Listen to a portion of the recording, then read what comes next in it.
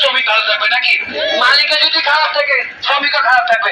আমরা চাই মালিকও ভালো থাকুক, শ্রমিকও ভালো থাকুক, কিন্তু আমাদের একটা জিনিস মাথায় রাখতে হবে, আপনারা ভাইয়েরা যারাই আছেন, যে যে সেকশনেরই আছেন, আমাদের সকলের একদমভাবে থাকতে হবে। একদমভাবে জিনিসটা কি বলছে, আমরা আপনি একটা জিনিস দেখেন, আপনার ফ্যামিলি একজনে একটা জায়গায় নেবেন, গ্যাঞ্জা বলে মার খেয়ে চলে আসবেন, আর যখন 10 জন থাকবে ওই জায়গায় মার 10টা দিলেও 5টা দিতে পারবেন। একটা জিনিস আমরা খেয়াল করেন, এই 4টা শ্রমিক ভাই বোনেরা যে আছে, আমরা যদি একত্রভাবে থাকি, আমরা যদি এই যে ডিসি অফিস থেকে আসার পরে যদি কোনো ফলাফল আমাদের রায়, আমাদের সন্তুষ্ট যদি ফলাফল রায় যদি না পায়, তাহলে আমাদের আরো শ্রমিক কর্মবৃন্দ যারা আসছেন উপর লেভেলে তাদেরকে নিয়ে এরপরে যদি যেটা করা যায় আমরা এটাও করতে রাজি, রাজপথে নামতে রাজি। নারায়ণগঞ্জ শহরে ডিসিকে যান, আপনারা অনেকেই জানেন বিসিক কোথায়, অনেকে কাজ করেন, বিসিক কোথায় এটাই জানেন না। বিসিকে জানেন, বিসিকের মধ্যে কম করে হইলো 100 ফ্যাক্টরির উপরে, আর 100 ফ্যাক্টরির মধ্যে দেখেন যদি 2000 করে শ্রমিক থেকে কত শ্রমিক আপনারা খেয়াল করছেন। আমরা 5টা শ্রমিক যদি রাস্তাতে হেঁটে যায়, রাস্তা হয়তো কাঁপবে, যদি আমরা সকলে এক থাকি, সকলে এক থাকি না ভাইকে আরেক ভাই বলবো, আরেক বোনকে বলবো, দেখবোন এটা ওদেরই দাবি না, এটা আমাদের সকল শ্রমিক ভাই বোনেরই দাবি। আমরা একটা কথা বলতে চাই যে আমরা মালিক পক্ষ যেটা আমাদের সাথে অনেক করছে, অনেক করছে, ভালো করছে, কিন্তু আমরা সুস্থ হবে আমাদের মামলা হয়রানি, আমাদের সাথে যে নির্যাতন, এটি সব আমাদেরকে মেনে নেন। আমরা ইনশাআল্লাহ উনি যদি বলে কাল থেকে কাজ করো, ইনশাআল্লাহ আমরা সকলে আমরা কাজকর্ম করবো, কোনো বিশৃঙ্খল করবো না। আজকে একটা জিনিস আমি গরিবের সাথে বলতে হয়, নারায়ণগঞ্জ শহরে বহুত ফ্যাক্টরি আছে, আন্দোলন রেলে ফ্যাক্টরি, একটা গ্যালাস তো দূরের কথা, ইটের কোনা মতো ভাঙে পোলা মানে।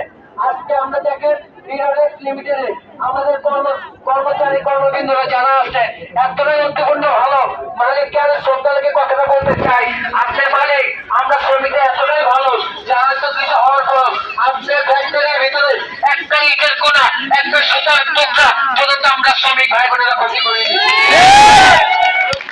একটা জিনিস বোঝে, আপনাকে আমরা ভালোবাসি দেখে ফ্যাক্টরির একটা কোনো কিছু হাত দেয়, আপনি একটু বোঝার চেষ্টা করে।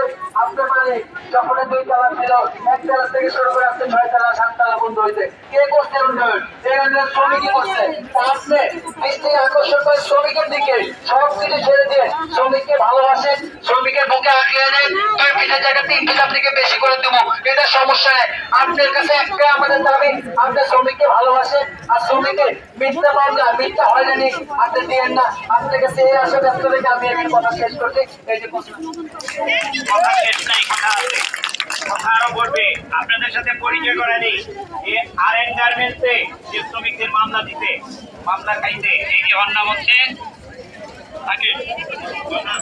মামলা আছে, মামলা 3 নম্বর আসামি আমি, আমার নাম হচ্ছে আজহার হোসেন, আমি মামলা 9 নম্বর আসামি আছি। আমার নাম মোহাম্মদ সোহেল, আমি মামলা 8 নম্বর আসামি। মিলন কই? মিলন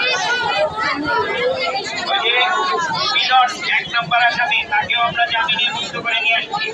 15,000 টাকা লাগবে, ওর বউ দিতে 5,000 টাকা, ওরা তুলছে 5,000 টাকা, আর আমাদের সম্পূর্ণ হচ্ছে 5,000 টাকা জোগাড় করে তারপরে তাকে 24 ঘন্টার মধ্যে আমরা মুক্ত করছি। হ্যাঁ, 24 ঘন্টার মধ্যে আমরা তাকে মুক্ত করছি। এই যে ওরা আর.এন শ্রমিকরা আপনাদের পাশে এসে দাঁড়াইছে না? দাঁড়াইছে তো? আপনাদের উচিত না ওদের সাথে দাঁড়ানো? তাহলে সব শ্রমিকদের একতা, ওই যে আমাদের আপু বলতে সবাইকে ঐক্যবদ্ধ হইতে, ঐক্যবদ্ধ ছাড়া কোনো শক্তি হয় না। শক্তি হয়? শক্তি হয় না। এই যে আমরা হাতে কটা 5টা আগুন, আমি এটা দিয়ে কিছু করতে পারবো? কিছু করতে পারবো না। আর যদি এক করি তাহলে দেখবেন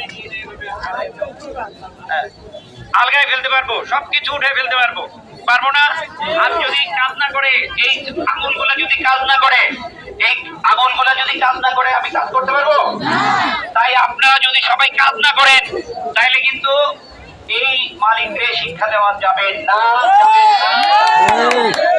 মালিকদের শিক্ষা দিতে হলে, মালিকদেরকে শিক্ষা দিতে হলে, ট্রেনিং দিতে হবে। তাদের কিভাবে অল্প টাকায় অল্প টাকায় মানে ওই যে একটা কথা না, অল্প তেলে মশমশা ভাজা, এরকম অল্প তেলে মশমশা ভাজা বানাইতে হবে।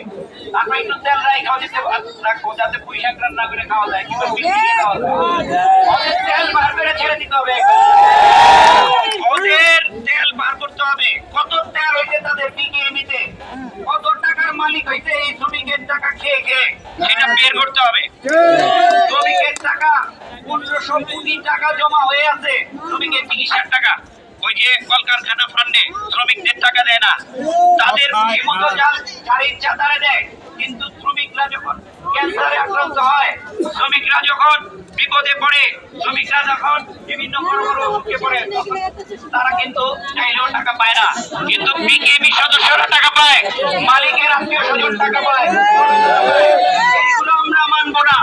শ্রমিকের টাকা শ্রমিককে দিতে হবে, শ্রমিকের বেতন শ্রমিককে দিতে হবে, শ্রমিকের ইনক্রিমেন্টের টাকা শ্রমিককে দিতে হবে, টিফিনের টাকা টিফিন টাইমের আগে দিতে হবে, ছুটি ভাতা ঠিক মতো দিতে হবে। আমাদের আর এদের একজন শ্রমিক নেতা ও দুইটা কথা বলুক, আপনারা একটু শোনেন। আর এন থেকে আসছে, তোমরা কেউ শ্রমিক ভাইদেরকে রাইখা কেউ তোমরা কাজে যাইবা না, যাদের নামে মামলা হয়েছে তাদের পিছনে তোমরা থাকবা। আর নাইলে তোমরা যদি ঢুকে যাও, তোমরা যদি কাজ কাম করো, যার স্বার্থ যদি হিসাব করো, তাহলে আজকে যারা ভাইরা আজকে মামলা খাইছে তাদের বিপদ হবে, তারা রাস্তায় রাস্তায় হয়রানি হবে। তোমরা এটা কি চাও? তোমরা কোনো সময় তাদের হাত ছাড়বা না। যদি হাত ছাড়ো তাহলে তারা কি করবো, এককভাবে ভাইয়া পড়বো, বিভিন্ন জায়গায় যাবো, হয়রানি শিকার হবো। যেমন আমরা যেমন হয়রানি শিকার হয়ে যাচ্ছি, ডিসি সাহেব সময় চেয়েছে 2 দিন 3 দিন করে প্রতিদিন তো যাই, আমরা সময় চেয়েছে, সময় দেন। আজকে দীর্ঘ 1 মাস যাবত আমরা বাইরে বাইরে ঘুরতেছি, কিন্তু আমাদের ফ্যাক্টরি শ্রমিক ভাইরা আমাদেরকে ফালা রেখা, আজকে যাদের পিছিয়ে গেছিলাম তারাই ফালা রেখা, তারাই কাজ করতেছে। এবং মালিক এলাকা আপোষ হইতেছে, তাদের কোনো দাবি দাওয়া নাই, এরকম কথাবার্তা বলছে। বলার পরে তারা এখন কাজ করতেছে আমাদের আগে, কিন্তু আমরা রাস্তায় ঘুরতেছি। 41 জন লোক অজ্ঞাতলা মামলা দিছে, 20 থেকে 25 জনের, 17 জনের মামলা দিছে, তাও 6 থেকে 7টা ধারা দিয়ে মামলা দিছে। যা আমরা এগুলো কখনো করি নাই। আমরা ফ্যাক্টরিতে মারামারি করি না, ভাঙচুর করি না, কিচ্ছু করি না। তারপরে আমাদের নামে মামলা দেওয়া হয়েছে। তাহলে এই শ্রমিক ভাইরা যারা হয়রানি হইতেছে, তাদের পিছনে কেউ সইরা যাবে না, সবাই একত্রভাবে থাকবা। আজকে তোমাদের ভিতরেই দেখবা মালিক 2-1জনকে ডাকাইবো বা ফোন দিব, ফোন দিয়ে বলবো যে তোরা আমি এটা দিব ওইটা দিব, তোরা এটা কর। তোমাদের ভিতরে কথা বলছি লাগাই দিব, লাগাই দিয়া পরে কিছু লোক কাজে ঢুকবো, ওই দেয়া দিয়ে আরো 10 জন যাইবো, 10 জনে দেয়া দিয়ে আরো 20 জন যাইবো। এই কাজ তোমরা কেউ কোনো সময় ভুল করো না। তোমরা যেহেতু শ্রমিক ভাইদেরকে যাদেরকে নেতৃত্ব দিছো, তোমরা দায়িত্ব নিয়ে তাদের পিছন থেকে তোমরা সরানো, তোমার তাদের সাহস হলে তাদের পিছনে তোমরা থাকো, তাদের সাহস বাড়ো।